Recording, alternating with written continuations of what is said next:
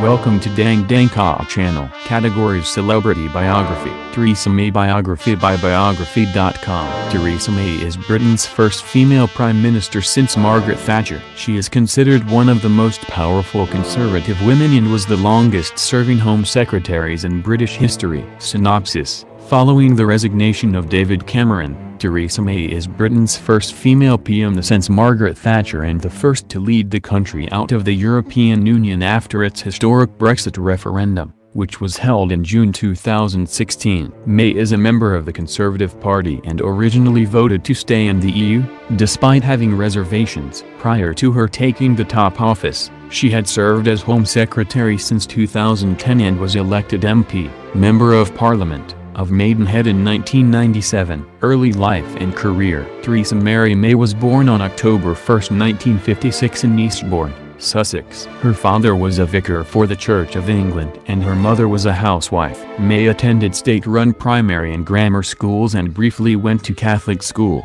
She studied geography at St. Hugh's College at Oxford University and earned her BA degree in 1977. It was during this time she had met her husband Philip May and the two married in 1980. After graduation, May spent the next 20 years working in the financial sector before making her way into the education and political sectors in the mid-80s and 90s. She was elected as Conservative MP, Member of Parliament, of Maidenhead in 1997. She's considered a liberal conservative and further describes herself as a one-nation conservative, a political ideology that views society as organic and values paternalism and pragmatism, as defined by Wikipedia. Political career. In 2002, May was appointed as the first female chairman of the Conservative Party and was famously quoted as saying it must no longer be known as the Nasty Party.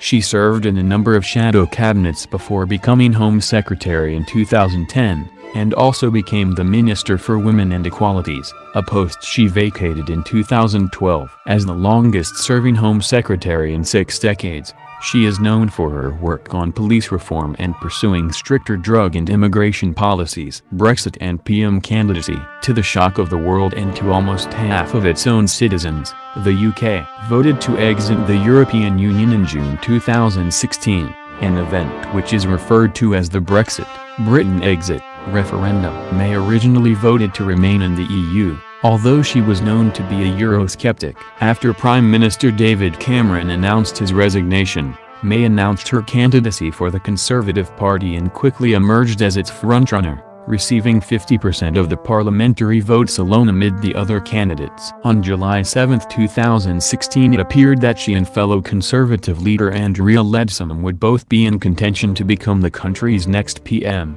but within days, Leadsom, who voted for Britain to leave the EU, pulled out of the running due to distasteful remarks she made about why she would make a better PM. With no one contesting her candidacy, May was set to be sworn in as the first post-Brexit female Prime Minister. On July 11, 2016, she made a televised announcement surrounded by members of Parliament and her husband Philip, about seeing Brexit through.